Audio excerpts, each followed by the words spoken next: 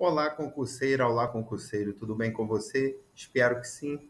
Aqui o professor Gabriel Velasco, eu sou do IASE, que é o Instituto Aprendendo do Zero. Para você que não nos conhece, nós somos especializados em leis municipais, tanto o Estatuto dos Servidores quanto a Lei Orgânica dos Municípios. Aqui você vai estudar comigo o Estatuto e também a Lei Orgânica lá no canal, na playlist, você vai achar também os vídeos da Lei Orgânica. Essa será a nossa primeira aula. Mas antes de nós começarmos, eu já quero te convidar a você se inscrever no canal, ativar o sininho de notificações para que você receba informações de conteúdos, vídeos, enfim, que forem lançados aqui no canal. Também te convido a deixar o seu like, que é muito importante para nos ajudar no crescimento do canal, como forma de gratidão.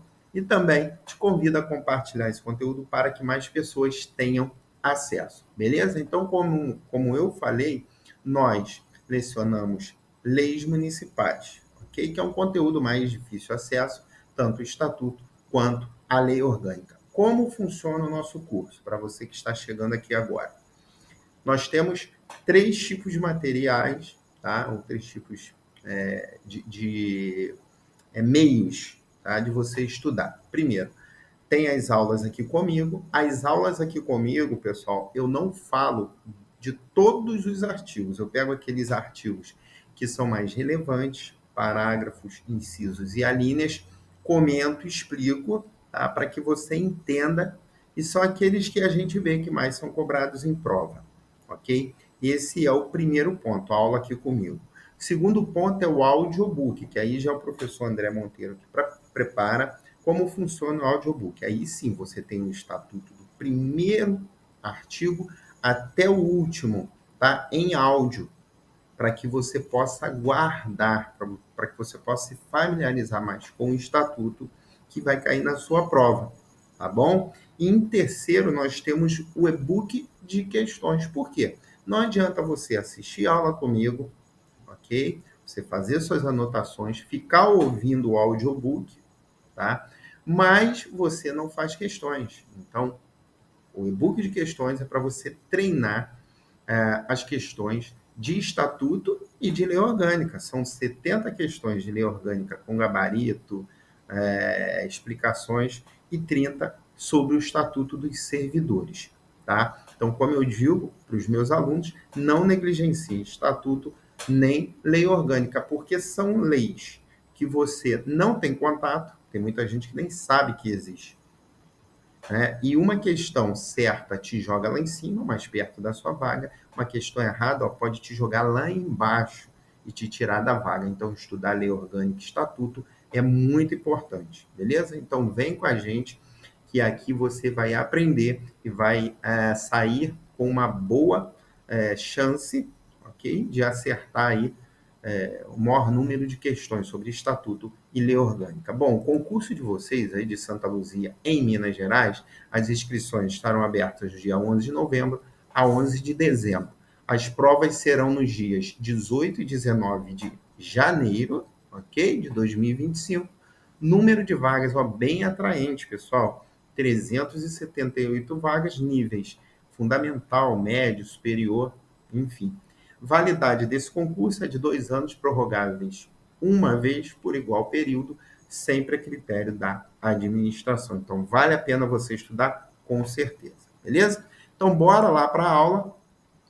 Eu vou te explicar do que se trata o estatuto, para que você entenda sobre o que você está estudando comigo. Bom, eu vou fazer um paralelo aqui que vai facilitar a sua vida, ok? Então, vamos lá. Pensa que eu tenho a iniciativa privada, tá? E lá, lógico, setor público. A iniciativa privada, na maioria não, ela adota o quê? A CLT, que é a lei que vai nortear os trabalhadores da iniciativa privada. São as consolidações das leis de trabalho, ok? Lá tem as regras, tem proibições, tudo que o empregado no setor privado vai ter que seguir e também os empregadores. Quando você vai para o setor público, tá? É adotado por exemplo, aqui onde nós vamos estudar em Santa Luzia, o município aí, o Estatuto do Servidor. O Estatuto do Servidor pensa como se fosse uma CLT no município, só que tem as regras, ok? Que são colocadas para os servidores. Tem lá proibições, deveres, tá? Dos servidores. Então, quando a gente fala da iniciativa privada, a gente fala de CLT. Quando a gente fala de iniciativa do setor público, a gente vai falar de estatuto. Existem alguns setores públicos que adotam também a CLT, inclusive isso é uma decisão do STF, que não é mais obrigado a adotar o estatuto, pode ser através da CLT, ok? Mas aqui, e ainda na maioria dos municípios, ou em todos, né, que eu dei aula até hoje, é o estatuto do servidor que é utilizado, beleza? Então, essa é a diferença. O estatuto, ele vai nortear os servidores do município. Professor, de onde vem o estatuto? O estatuto, ele tem como base a lei 8.112, que é a lei que rege os servidores públicos civis da União. Então, ele tem como base a Lei 8.112. Entenderam, pessoal? Se você não entendeu, deixa aqui nos comentários que a gente vai te explicar novamente sobre isso. Beleza? Vem comigo. A gente está falando da lei número 1474, de 10 de dezembro de 91. É lógico que ela já sofreu alterações e ela está atualizada, tá? Que essa lei dispõe sobre o Estatuto dos Servidores Públicos Civis do município, das autarquias, fundações públicas municipais. Mais para frente eu vou explicar sobre a administração direta e a indireta. E eu vou vou chamar a atenção, sinalizar para aqueles que são da direta e da indireta. Porque, por exemplo, quando a gente fala de autarquias, fundações públicas, nós estamos falando da administração indireta. Isso faz diferença? Muita. E nós vamos ver isso mais à frente, tá bom? Então, olha lá. Título 1º, capítulo único, vamos falar das disposições preliminares um pouquinho aí, ó. Artigo 1º, pessoal. Esta lei institui o Estatuto dos Servidores Públicos Civis do município de Santa Luzia, das autarquias e das fundações públicas municipais. Artigo 2º. Para os efeitos desta lei, servidor é a pessoa legalmente investida em cargo público. Tá? Então, aí já tem a definição do que é um servidor público. É aquela pessoa que foi investida em cargo público de forma legal. No artigo 3º, já vem aí o seguinte, falando do cargo público, integrante da carreira, que é o quê? É o conjunto de atribuições e responsabilidades previstas na estrutura organizacional que devem ser acometidas ou cometidas a um servidor. Tá? Então, quando a gente falar de cargo público, a gente está falando aí de um conjunto de atribuições e responsabilidades que estão previstos na estrutura governacional que devem ser acometidas a quem? Ao servidor, que é a pessoa legalmente investida em cargo público. Parágrafo único. Os cargos públicos acessíveis a todos os brasileiros são criados por lei com denominação própria e vencimento pago pelos cofres públicos. Não pode ter prestação gratuita. Nós vamos ver isso mais à frente. Mas existem alguns casos que pode, tá? E tem que estar previsto em lei. Mas a gente vai ver isso. Para provimento em caráter efetivo ou em comissão. Tá? Caráter efetivo, ele deverá passar obrigatoriamente por um concurso público e cumprir o estágio probatório. Já o cargo comissionado, que está em lei de livre nomeação e exoneração, não precisa de concurso. Falaremos também mais à frente, mais adiante sobre isso.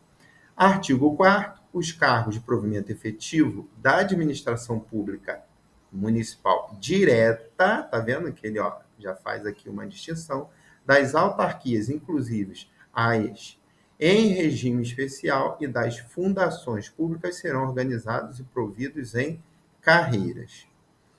Artigo 5º. As carreiras serão organizadas em classes de cargos observadas a escolaridade e a qualificação profissional exigida, bem assim a natureza e complexidade das atribuições a serem exercidas e manterão correlação com as finalidades do órgão ou entidade a que devam atender. Tá? Até porque a escolaridade e complexidade também vai determinar aí a remuneração do servidor.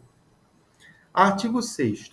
Quadro é o conjunto de cargos de carreira e em comissão integrantes das estruturas dos órgãos municipais, das autarquias e das fundações públicas municipais. Então aí, ó, no início a gente acabou vendo aí as definições, né, do que é cargo, que é carreira, quadro, até mesmo do servidor. No artigo 7º, ó, é proibida a prestação de serviços gratuitos, lembra que eu falei isso lá em cima, salvo os casos previstos em lei. Então, em regra, pessoal, não pode prestar serviço público de forma gratuita, ele tem que receber. E quem paga são os cofres públicos. Legal? Bom, vamos falar um pouco aí no título 2 sobre formas de provimento de vacância, remoção e substituição. Está no capítulo 1º, tá? Que a gente vai falar do provimento, seção 1 das disposições gerais. Então, primeiro eu vou te explicar o que vem a ser provimento. Provimento é a forma que o cargo ele passa a ser ocupado. Pensa num cargo que está vago, acabou de ser criado, e esse cargo ele é ocupado, ou seja, esse cargo ele foi provido. Okay? Então, provimento é o preenchimento daquele cargo que está vago. No artigo 8º, ele vai falar dos requisitos para ingressar no serviço público. Ele fala primeiro, ó, de nacionalidade brasileira, tá? Aqui a gente não vai entrar no mérito, mas existe, no caso aqui, o nacional ou brasileiro nato e o brasileiro naturalizado, tá? Mas deverá ter a nacionalidade, brasileira. Estar em gozo dos direitos políticos, estar com a quitação, está em dia quitado com as obrigações militares e eleitorais, o nível de escolaridade exigido para o exercício do cargo ficou aí, entrou aí umas letras aí, tá? Mas é exigido para o exercício do cargo. A idade mínima de 18 anos e a máxima a ser fixada no edital do concurso, tá? Para alguns cargos realmente pode botar a idade máxima. A boa saúde física e mental e ter boa conduta. Então, esses aí são os requisitos básicos para que seja, para que tenha possibilidade de preencher um cargo. Tá? Isso muda aí, é lógico, de estatuto para estatuto. Parágrafo 1º. As atribuições do cargo podem justificar a exigência de outros requisitos estabelecidos em lei. Tá? Alguma experiência, algum curso específico. Parágrafo 2º. As pessoas portadoras de deficiência é assegurado o direito de se inscrever em concurso público para provimento de cargos cujas atribuições sejam compatíveis com a deficiência de que são portadoras, para as quais serão reservadas até 20% das vagas oferecidas no concurso. Tá? Então, se a gente tem um concurso, exemplo, de 100 vagas, 20 vagas serão reservadas para os portadores de algum tipo de deficiência. Tá legal? Artigo 9º. O provimento dos cargos públicos far-se-á mediante ato do prefeito, do presidente da Câmara Municipal e do dirigente superior da autarquia ou da fundação pública, respeitadas as prescrições legais. Tá? Então, lá, quando for executivo, é o prefeito, legislativo, presidente da Câmara e por aí vai. Bom, artigo 10. Tá? Esse artigo aí, ele é importante pra caramba e é cobrado em prova. Tá? Então, olha lá. A investidura em cargo público ocorrerá com a posse. Ele é pequenininho, né? Mas ele pode e ele engana muita gente. Então, guarda isso, faça a sua anotação. A investidura em cargo público ocorre com a posse, tá? É o primeiro ato que vai concretizar a investidura do servidor no cargo público. Artigo 11. São formas de provimento. Primeiro, nomeação promoção, acesso, transferência, readaptação, reversão, aproveitamento, reintegração e recondução. Bora falar um pouquinho de cada uma delas? Então vem comigo que a gente vai entender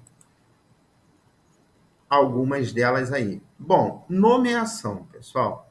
Quando acontece a nomeação? O artigo 12, no inciso 1º, diz que acontece em caráter efetivo quando se tratar de cargo de carreira ou isolado. Tá? Cargo de carreira, pessoal, nós temos aqueles que têm os degraus lá, né, que ele vai galgando. Os cargos isolados, eu tenho aí, por exemplo, contador, fiscal de imposto de renda, são da Receita. São alguns exemplos, porque eles não são escalonados em carreiras, eles são isolados. Tá? Também tem a nomeação em comissão para os cargos de confiança, de livre nomeação, de livre exoneração, assim declarados em lei. Tá? O cargo de comissão, ele, além de ser de livre exoneração, ele é de livre nomeação também.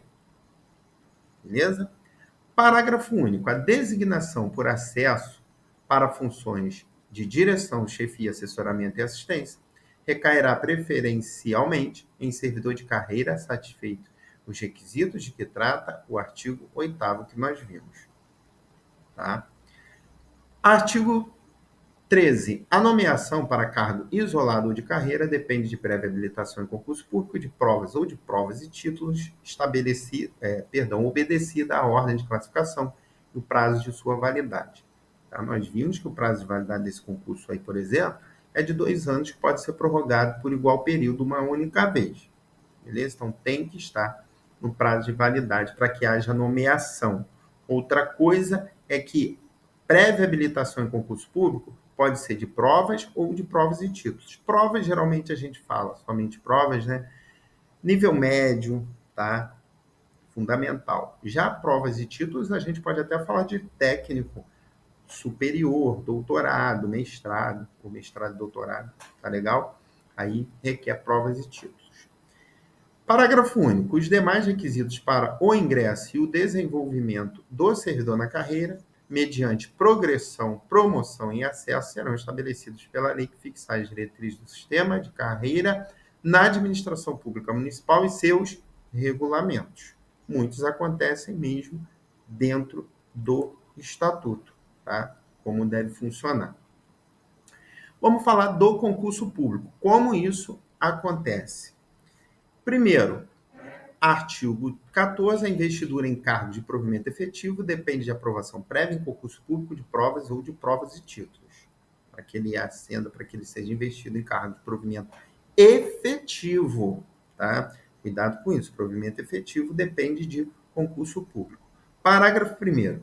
O concurso público para admissão de profissionais de ensino far-se-á também por provas práticas ou prático-orais. Basicamente aí, de forma aí específica, tá? Para o pessoal do ensino, tem prova prática e prático-orais. Parágrafo 2º, no concurso para provimento de cargo de nível universitário, haverá necessariamente, tá vendo aí, como eu falei, ó, além da prova escrita, prova de títulos. Artigo 15. A aprovação em concurso fora do número de vagas prevista no edital do concurso público não cria direito à nomeação, mas esta, quando se der, respeitará a ordem de classificação dos candidatos habilitados. É o famoso cadastro de reserva. Tá? Então, se está fora do número de vagas, cria apenas uma expectativa. É obrigado a sanar ou preencher as vagas que foram abertas no edital. Artigo 16. Observar-se-á, na realização dos concursos, sem prejuízo de outras exigências ou condições, a seguinte orientação básica. Inciso 1º. Não se publicará edital para provimento de qualquer cargo enquanto não se extinguir o período de validade de concurso anterior, havendo candidato aprovado e não convocado para investidura. Basicamente, se há um concurso vigente, está na validade, não pode abrir outro concurso, tá? Até que aqueles candidatos aprovados dentro do número de vagas sejam convocados. No inciso segundo, os concursos serão realizados quando a administração julgar oportuno e terão validade por 2 anos a contar da publicação da homologação, prorrogáveis por 2 anos a critério da administração. Na verdade, prorrogável por igual período que foi validado primeiro. Mas aqui ele já botou que vai ser 2 anos, então acabou coincidindo. Bora aqui, pessoal, seção 4 da nomeação, da posse e do exercício. Artigo 17. Posse é a aceitação expressa das atribuições, deveres e responsabilidades inerentes ao cargo público, com o compromisso de bem servir, formalizada com a assinatura do termo pela autoridade competente e pelo empossando. Ok? Então, a autoridade assina o termo e o empossando também. Ele aceita as atribuições, deveres e responsabilidades do cargo. Aí sim, ó, a gente fala de posse. Qual o prazo, pessoal, para que a posse ocorra? 30 dias contados da publicação do ato de provimento, lá da assinatura, prorrogável por mais 10 dias, a requerimento do interessado. E é lógico, se aceito também pela administração. Então, guarde isso daqui, pessoal. Prazo para que a posse aconteça de 30 dias a partir da publicação do ato de provimento. Pode ser prorrogado por mais 10 dias, se ele requerer, é lógico, e se for aceito pela administração, como eu falei.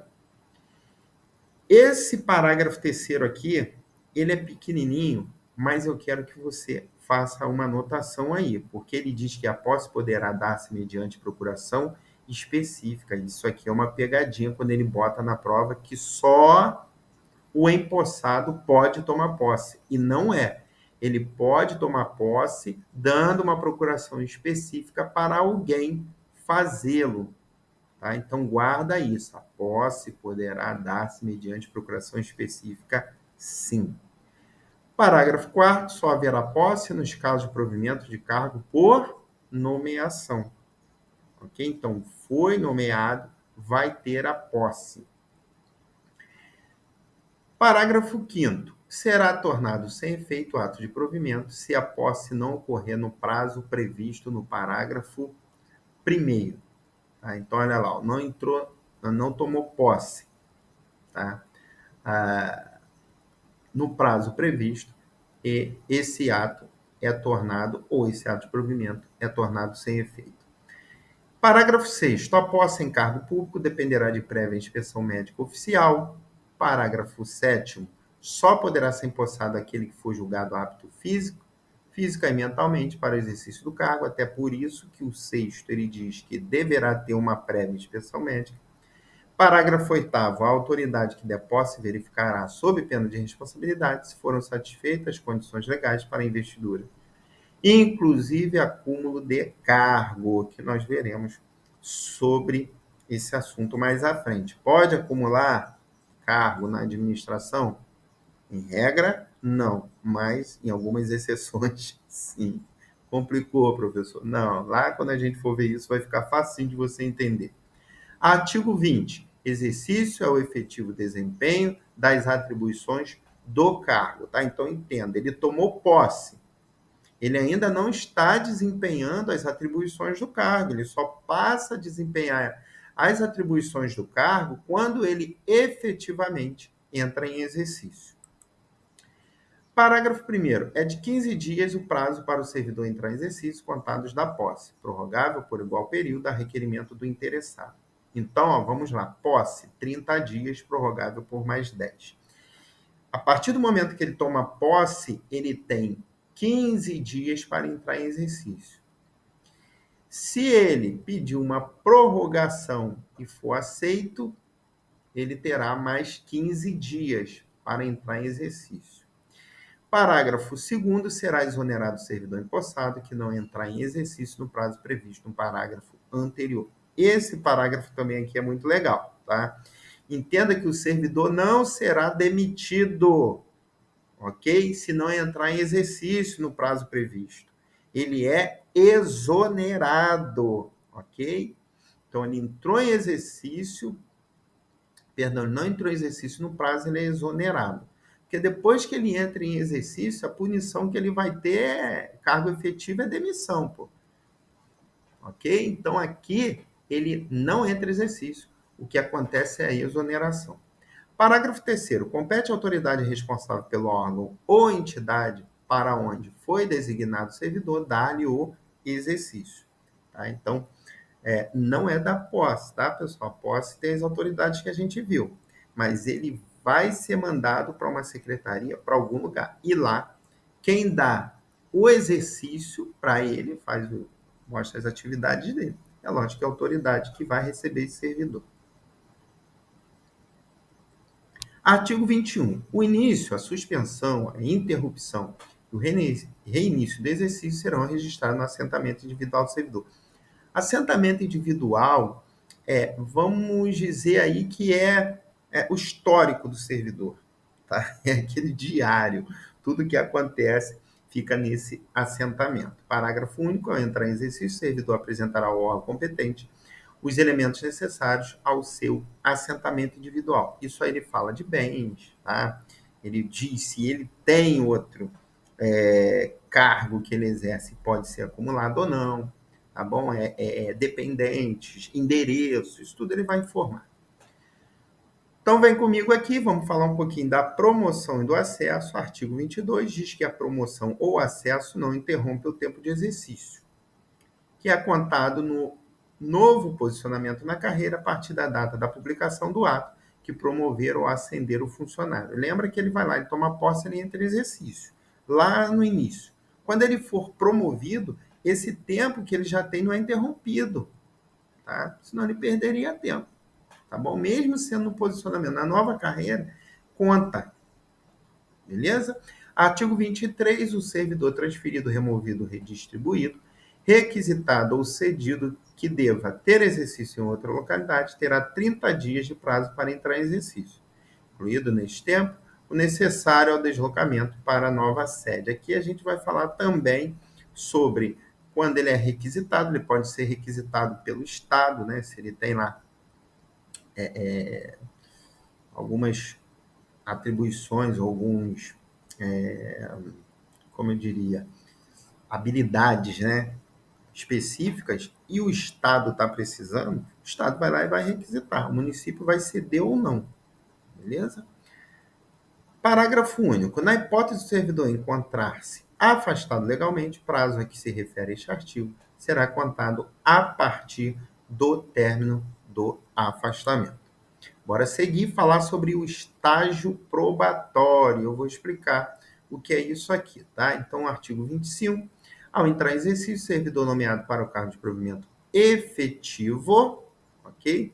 Ficará sujeito ao estágio probatório. O estágio probatório tem um período de 3 anos, durante o qual a aptidão e a capacidade serão objeto de avaliação para desempenho do cargo, observados os seguintes fatores, tá? Então, basicamente, para que ele alcance a estabilidade, que a gente tanto fala aí, ele tem que ser aprovado em estágio probatório. Por isso que a estabilidade só vem depois de 3 anos, porque é o tempo do estágio probatório. Então, ele entra em exercício, tá? A gente falando de nomeação para cargo de provimento efetivo. Eu bato nessa tecla, porque cai na sua prova perguntando se o cargo aí, ele entrou aí para cargo de comissão, se é obrigatório ele passar para o estágio probatório? Não, pessoal, porque o cargo de comissão, como eu falei, não depende de concurso público. Então, estágio probatório, 3 anos, entrou em exercício cargo efetivo e ele será avaliado nesse período. Acabou esse período, ele vai ser estável. Então, vamos falar aí sobre... ele vai ser avaliado em quais pontos? Assiduidade, disciplina, capacidade de iniciativa, produtividade, responsabilidade e idoneidade moral. Então, são esses pontos aí de avaliação. Parágrafo 1º. 2 meses antes do fim do período de estágio probatório, será obrigatoriamente submetido à homologação da autoridade competente a avaliação do desempenho do servidor, realizada de acordo com o que dispuser a lei ou regulamento do sistema de carreira, sem prejuízo da continuidade e apuração dos fatores enumerados nos incisos 1 e 6. Vamos dar uma olhada aí rapidinho, ó. Assiduidade e idoneidade moral. Parágrafo 2º, o servidor não aprovado no estágio probatório será exonerado ou, se estável, reconduzido ao cargo anteriormente ocupado, tá? Então, pessoal, quando eu falei que ele, depois que ele entra em exercício, ele é demitido, é o que eu falei, de punição. Aqui ele está em estágio probatório sendo avaliado, não é punição, ele foi reprovado no estágio probatório, tá? Então, nesse caso aqui também ele é exonerado. Professor, se ele é estável, reconduzido ao cargo anteriormente ocupado, como isso acontece? Deixa eu te explicar. Vamos supor que você seja concursado, você está aí, tá? De Santa Luzia, ok? Mas você, o seu cargo aí, sei lá, vamos exemplificar aqui. Você agente administrativo, tá? Eu estou só conjecturando, só dando exemplificando. Você é agente administrativo. Abriu um concurso e você já é estável. Você já passou pelo estágio probatório, já adquiriu a sua estabilidade após 3 anos de efetivo exercício.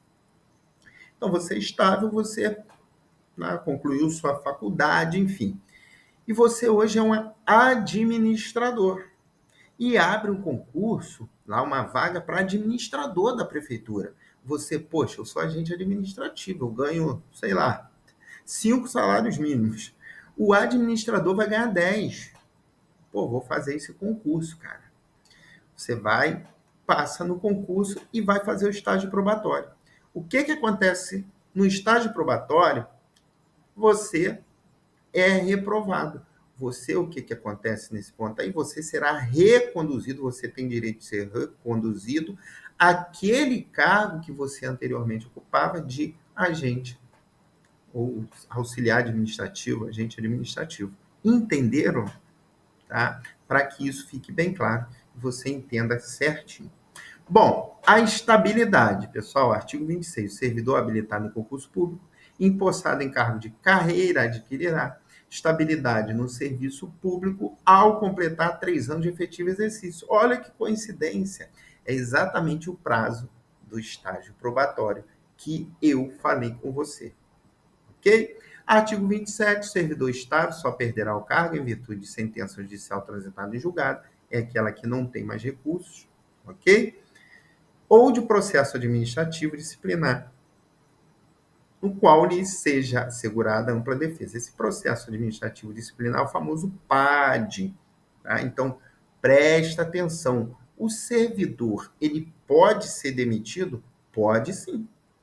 Ele perde o cargo, sim, tá? Esses 2 pontos aí são mais abrangentes, ó, sentença judicial transitada em julgado, mas o processo administrativo. O processo administrativo, ele vai, lógico, vai ter a sindicância, né, a apuração. Se instaurado o processo administrativo, dependendo da falta que ele cometeu, ele poderá, sim, perder o cargo público. Aí, sim, a gente fala em demissão.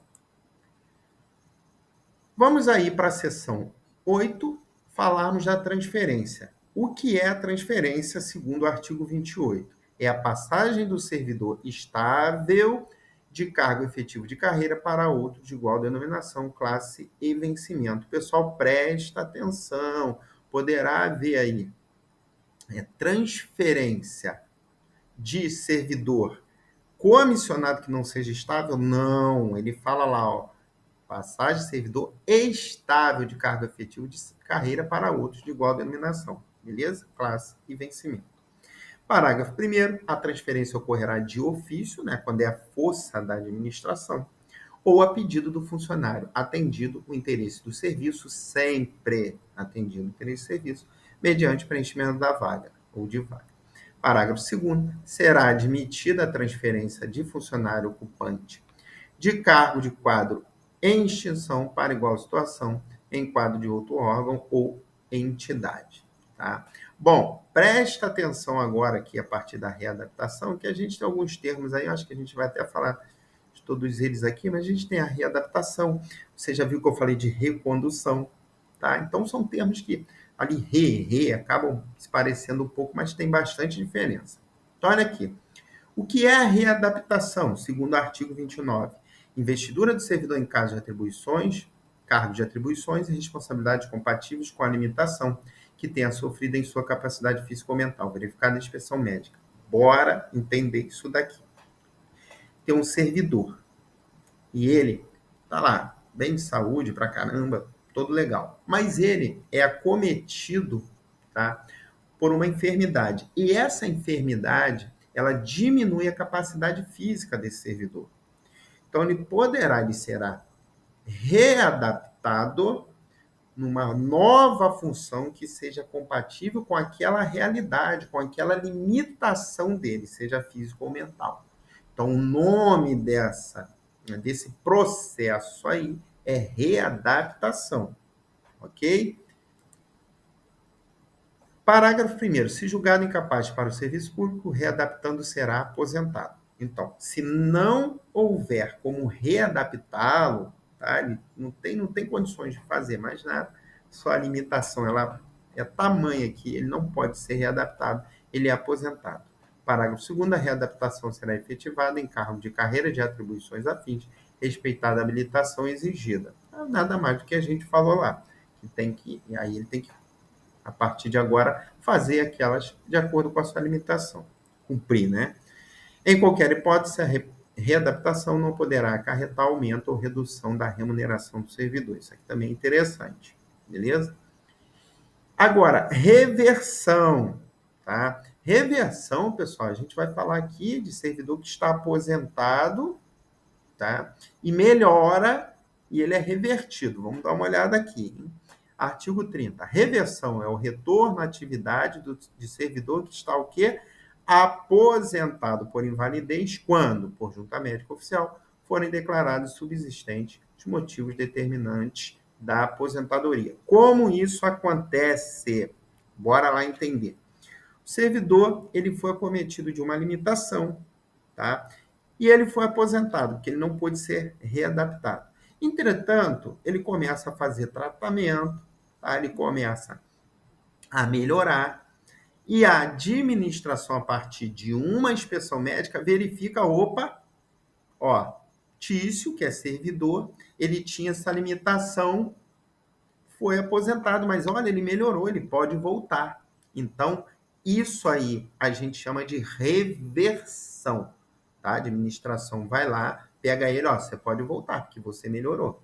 Você está aposentado, mas agora você está curado. Isso pode acontecer. Então, ele é revertido, tá? Artigo 31. A reversão far-se-á no mesmo cargo ou no cargo resultante de sua transformação. Como isso acontece? Um cargo que deixou de existir foi transformado. Agora é outro cargo, mas é referente ao anterior. Então, essa reversão dá no cargo que ele foi aposentado ou no que resultou a transformação. Parágrafo único. Encontrando-se provido a este cargo, o servidor exercerá suas atribuições como excedente até a ocorrência de vagas. Bora lá, tá gostando da aula? Vai lá, ó, deixa o seu like aí, tá? Compartilha esse conteúdo, se inscreva no canal, porque vem muita coisa boa aí. Artigo 32. Não poderá reverter o aposentado que já tiver completado 70 anos de idade. Isso aí eu quero só atualizar vocês que por que ele bota 70 anos de idade? Porque 70 anos de idade era a idade que a gente chama da aposentadoria compulsória, tá? Ou expulsória, que a gente na administração pública brinca. Porque antes ele tinha que ir para casa, ele tinha que se aposentar obrigatoriamente com 70 anos. Hoje já há um entendimento de 75 anos de idade, porém aqui ainda não foi atualizado. Então, ele não pode ser revertido se ele já alcançou a idade máxima, vou falar assim, para o exercício na administração pública.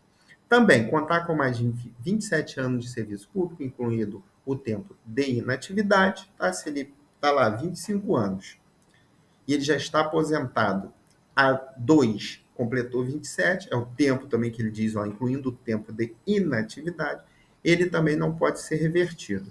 E não for julgado apto em inspeção médica. É lógico, se ele não é julgado apto, ele não tem condições de retornar. Beleza? Então, ó, guarda aí, ó, que a gente já falou de recondução, reversão, readaptação. E olha aí, vem mais um re aí para ajudar a gente. que é a reintegração. Falando de reintegração, pessoal, eu sempre guardava, né? Eu tinha o seguinte macete para guardar, para não confundir. Eu pensava em reintegração de posse. Por quê, professor? Porque a reintegração a gente fala de um processo em que uma demissão é invalidada. Então envolve justiça. Eu falava reintegração de posse, acaba que eu acertava. Mas vamos lá, eu vou te explicar e você vai entender porque eu guardava a reintegração ligando a reintegração de posse. Olha lá o artigo 33. Reintegração é reinvestidura, ou seja, ele está sendo investido novamente, tá? Aí, a reinvestidura do servidor estável no cargo anteriormente ocupado ou no cargo resultante de sua transformação, quando invalidada, tá? A sua demissão por decisão administrativa ou judicial, com ressarcimento de todas as vantagens. Isso também é interessante. Se ele foi demitido lá, tá? E foi reformada essa demissão e foi invalidada, ele recebe todas as vantagens que ele deixou de ganhar nesse período. Parágrafo 1º, na hipótese de o cargo ter sido extinto, ou seja, acabou, tá? O servidor ficará em disponibilidade. Presta atenção que é diferente da reversão, tá? Reversão ele fica como excedente, lembram disso? Aqui, ó, na reintegração, se for extinto o cargo, ele fica em disponibilidade, é isso mesmo, ele fica esperando. E ele será aproveitada lá, ó, até o seu aproveitamento em cargos afins com o anteriormente exercido, respeitada a habilitação profissional. Então, reintegrado, não tem o cargo, ele fica em disponibilidade até o seu aproveitamento. Beleza? Parágrafo 2º, pessoal. Encontrando-se provido o cargo, isso aqui também é legal, tá? Bem interessante a gente falar sobre isso. Encontrando-se provido o cargo, ou seja, o cargo dele, o seu eventual ocupante, aquele que está lá no lugar dele, será reconduzido ao cargo de origem, sem direito à indenização. Esse que está ocupando e é reconduzido, ele não tem direito à indenização. Ou aproveitado em outro cargo, ou ainda posto em disponibilidade remunerada, observado o disposto no artigo. Isso aqui, ó, aproveitado em outro cargo, posto em disponibilidade, a gente está falando do ocupante do cargo. Ok? Estão comigo? Estão entendendo? Deixe comentário se você não entendeu, que aí a gente explica. Bora lá. Reintegração, aqui, ó. Artigo 33 é investidura. Isso aqui acabou ficando repetido, né? Deixa eu ver aqui. Deixa eu voltar aqui rapidinho. 33 aí, pessoal. Tá ali. Acabou por algum erro ficando repetido aí. Então, vamos embora para disponibilidade e aproveitamento. Entenderam? 33 aí, ele voltou aí, ó. Tá? Então, vamos lá para a seção A12 da disponibilidade do aproveitamento, que também, aí, no caso de aproveitamento, também é uma forma de provimento. Ó, artigo 34, extinto o cargo ou declarada a sua desnecessidade, o servidor estável ficará em disponibilidade, sem remuneração, ou, perdão, com remuneração integral. Então, vamos lá. O cargo dele foi extinto ou foi declarada a desnecessidade do cargo. Esse servidor, sendo estável, ele fica em disposição, tá? Ou disponível, em disponibilidade. E ele vai receber, durante esse tempo que ele ficar em disponibilidade, a sua remuneração integral. O artigo 35, retorno à atividade do servidor em disponibilidade far-se-á mediante o que? O aproveitamento, que eu falei para vocês que também é outra forma de provimento. Obrigatório encargo de atribuições e vencimentos compatíveis com o anteriormente ocupado. Artigo 36, havendo mais de um concorrente à mesma vaga, terá preferência o de mais tempo de disponibilidade e, no caso de empate, o de mais tempo de serviço público. Tá? Artigo 37, o aproveitamento do servidor que se encontra em disponibilidade dependerá de prévia comprovação de sua capacidade física e mental por junta médica oficial. Parágrafo 1º, se julgado apto, o servidor assumirá o exercício de cargo no prazo de 30 dias, contados da publicação do ato de aproveitamento. Então, para que ele assuma essa nova função, sendo julgado apto, ele tem 30 dias para entrar em exercício. Parágrafo 2º, verificada a incapacidade definitiva, o servidor disponibilizado o servidor em disponibilidade será aposentado, tá? Que nós vimos também. Isso já, ele só reforça. Artigo 38, será tornado sem efeito aproveitamento, extinta a disponibilidade, se o servidor não entrar em exercício no prazo legal, salvo doença comprovada por junta médica oficial. Então, aqui falando de prazo novamente, ele fica sem efeito esse aproveitamento. Parágrafo único, no caso de extinção do órgão ou entidade, servidores estáveis que não puderem ser redistribuídos serão colocados em disponibilidade até o seu aproveitamento. Ufa, chegamos ao fim da primeira aula. Essa é só a primeira composição aí do nosso bolo, ok? E no final de todas as aulas, pessoal, a gente vai fazer um exercício para que você fixe o conteúdo que a gente estudou. Então aproveita aí, ó, vai lá, já deixa o seu like, se inscreva, deixe seu comentário, ativa o sininho e você agora vai pausar o vídeo, vai responder a questão e a gente já volta rapidinho com os comentários e o gabarito. Bora lá? Bom, a questão diz o seguinte: à luz do Estatuto dos Servidores de Santa Luzia, Minas Gerais, aponte a alternativa correta. Então, sempre sublinhe, pessoal, o correto e o incorreto. Aí a gente quer a certa, para você não se confundir. Letra A. O servidor não aproveitado no estágio será reintegrado ou, se estável, aproveitado no cargo anteriormente ocupado. Caramba, ele fez uma loucura aí, né, pessoal? Essa aí está equivocada, está errada essa opção. Por quê, pessoal? O artigo 25 diz que o servidor não aprovado no estágio, está falando de estágio probatório, ele será o quê? Exonerado, ou se estava reconduzido ao cargo anteriormente ocupado.